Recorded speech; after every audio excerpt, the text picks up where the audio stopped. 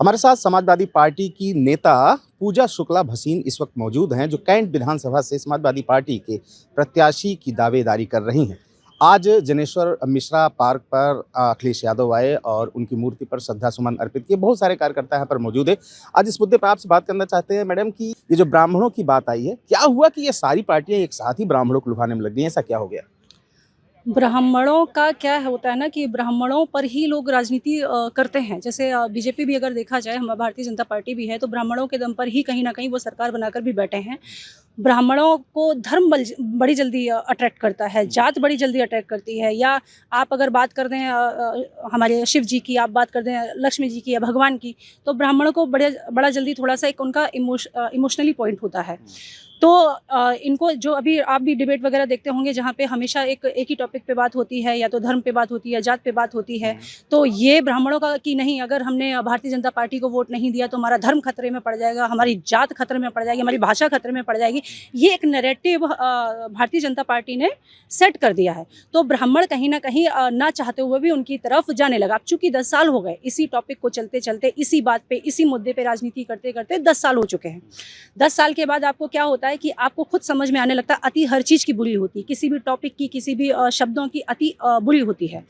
10 साल से लगातार एक ही मुद्दे पर अगर आप राजनीति करते हैं, आपके पास रोजगार का मुद्दा नहीं होता, आपके पास शिक्षा का मुद्दा नहीं होता, आपके पास प्रोग्रेस का मुद्दा नहीं होता, आपके पास मुद्दा है बुलडोजर प्रक्रिया का है, एनकाउंटर का है, इसका उसका। ऐसा तो है नहीं कि माफिया वहाँ नहीं है, ऐसा तो नहीं। बीजेपी में भी अगर आप देखेंगे तो बड़े बड़े चेहरे आपको दिख जाएंगे ऐसे। लेकिन ऐसी कौन सी प्रक्रिया उनके पास है, ऐसी कौन सी मशीन है कि जो कहीं और से जाता है और वहाँ धुल के एकदम क्लीन चिट हो जाता है। तो मेरा कहने का मतलब है कि ब्राह्मणों की अगर बात करो, ब्राह्मणों के कुछ सॉफ्ट कॉर्नर है जो भारतीय जनता पार्टी ने वो टच किए, पकड़ रखे। लेकिन एक मुद्दा ये है कि पीडीए में तो कहीं ब्राह्मण आ ही नहीं रहा। नहीं, पीडीए में ब्राह्मण ऐसा नहीं है, ब्राह्मण हमेशा से रहा है। हमारे नेता प्रतिपक्ष जो हैं वो भी पांडे जी हैं, अभिषेक मिश्रा जी हैं हमारे आदरणीय भाई। तो ब्राह्मण अगर देखा जाए तो समाजवादी पार्टी में हमेशा से रहा है ब्राह्मणों के साथ। बल्कि नेताजी जो हमारे स्वर्गीय आदरणीय माननीय मुलायम सिंह जी हैं, उनको वो ब्राह्मण का बहुत सम्मान करते थे। चूँकि मैं उसी क्षेत्र से बिलोंग करती हूँ, मेरा क्षेत्र ही इटावा क्षेत्र है, मेरा गाँव ही वहाँ पे रहा है, तो मैंने तो उनको बचपन से देखा। मेरे खुद के फादर उनके घर गए हैं कई बार।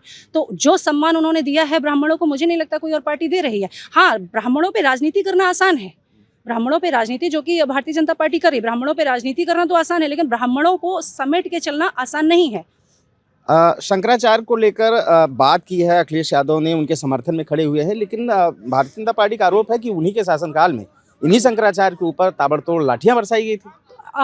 इसके बारे में मुझे देखिए बहुत जानकारी नहीं है, लेकिन मुझे एक जानकारी ज़रूर है कि शंकराचार्य जी ने है उन्होंने एक बयान अपना दिया है, एक बात बोली है, जहाँ तक मैं सही हूँ वहाँ तक मैं बता रही हूँ। उन्होंने कहा है कि उन्होंने माफ़ी भी मांगी थी आकर, ऐसा उनका कहना है। मुझे नहीं पता, इसके बारे में मुझे जानकारी नहीं है, तो मैं अपने शब्दों में कुछ ज़्यादा नहीं वो करूँगी। ये शंकराचार्य जी ने कहा है कि उन्होंने तो आके माफ़ी भी मांगी थी। तो अगर आपको ऐसा लगता, चूँकि आप ये भी जानते हैं कि शंकराचार्य जी कहीं ना कहीं बीजेपी विरोधी बातें भी करते हैं, आखिर में उन्हीं के साथ ये चीज़ क्यों की गई? भाई जो भी हैं, अगर पार्टी विरोधी आपकी बात कर रहे हैं, आपके पक्ष की बात नहीं कर रहे हैं, तो आप उनका अपमान करने का राइट नहीं है।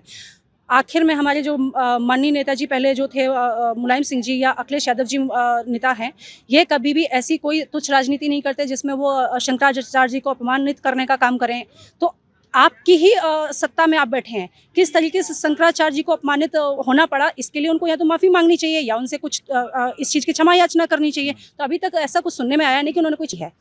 भारतीय जनता पार्टी चाहे विधानसभा की बात करे, चाहे निकाय चुनाव, किसी भी तरीके से चुनाव की बात करे, तो लगातार लीड कर रही, आगे बढ़ रही, अलग अलग कीर्तिमान बना रही। 2027 की राह क्या नहीं लगता कि सपा के लिए बहुत कठिन है? नहीं, मुझे ऐसा नहीं लगता है, क्योंकि देखो कहीं ना कहीं मैं भी ब्राह्मण हूँ। और मैं अगर चूँकि आपके माध्यम से एक बात बताना चाहती हूँ कि मैंने भी 2013 में कुछ टाइम बीजेपी के लिए काम किया है। एक उनका संगठन था, उसके लिए काम किया है। आखिर में मैं खुद टूट कर अगर आई हूँ एज ए ब्राह्मण होने के नाते, तो मुझे वो राजनीति समझ नहीं आ रही है। सर, आप जो मैं कहना चाहती हूँ आप समझिए कि जो बार बार सेम ही डिबेट पे आप बताइए, हमारा जो भारत आगे जाना चाहिए, जो हमारा इंडिया आगे जाना चाहिए, वो आज छोटे छोटे बच्चे जब स्कूल से आते हैं तो वो बात करते हैं धर्म की या जात की बात कर रहे हैं। वो बात इसकी नहीं करे कि मम्मा मुझे आगे क्या बनना है। मैं अपने ही अगर बच्चे की बात करूँ या किसी के भी बच्चे की आगे मुझे क्या बनना है, उसकी बात नहीं करे। वो बात किसकी कर रहे हैं कि मम्मा ये मुस्लिम है, ये यहाँ क्यों है। मैं अपने ही घर का टॉपिक ले रही हूँ। तो आप सोचिए कि हमारे बच्चे, जो 8 साल का बच्चा है, 10 साल का बच्चा है, वो क्या सीख रहा है। हमें ये नहीं चाहिए। हमें अपने उत्तर प्रदेश की बात करो या भारत की बात करो, हमको ये नहीं राजनीति चाहिए। ठीक है, हो गया, आपने कर लिया, उस पे वोट ले लिए, वोट बैंक आपको मिल गया। अब तो आप आगे बढ़िए। जैसे कि आदरणीय प्रियंका गांधी जी ने भी कहा था, कर लीजिए आप सारा दिन चर्चा नेहरू जी पे। अब आगे बढ़िए, कर लीजिए सारा दिन आप चर्चा इस बात पे कि वो लाठी बरसाई, ये किया। अब आगे बढ़िए, अब आगे मुद्दे लेकर आइए। और मुद्दे क्यों नहीं आ रहे? बात महिलाओं के सम्मान की भी अगर बात करो तो मुझे नहीं लगता लखनऊ सेफ है। लखनऊ सेफ मुझे कहीं से नहीं लगता। ये उनका नैरेटिव है जो वो सेट कर रहे हैं लोगों के बीच में। ये उनके लोग हैं जो ये नैरेटिव देने की कोशिश कर रहे हैं कि नहीं उत्तर प्रदेश सेफ है। मुझे नहीं लगता, क्योंकि हर दिन मैं सुनती हूँ बच्चियों के साथ रेप। हर दिन मैं, चूंकि आप ये भी देख रहे हैं कि पूरी भीड़ ने उठा के एक किसी को मार दिया, जात के नाम पे मार दिया, धर्म के नाम पे मार दिया।